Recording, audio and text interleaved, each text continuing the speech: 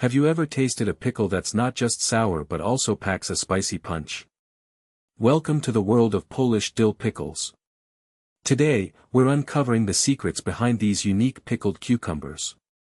Polish dill pickles are known for their robust flavors, a blend of sour and spicy. Unlike typical American or British pickles, Polish versions often include additional spices to enhance the traditional dill. The fermentation process is key to creating these flavorful pickles.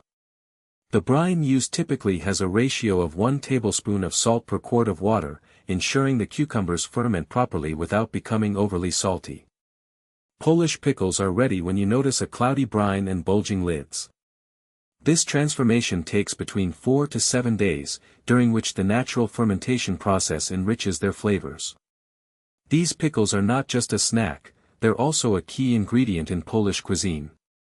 A popular dish is Polish dill pickle soup, where the unique flavor of these pickles adds depth to the soup's broth. In Poland, a common brand is Krakow's Polish dill pickles. These are not just a commercial product but a representation of traditional home-style pickling methods that have been passed down for generations.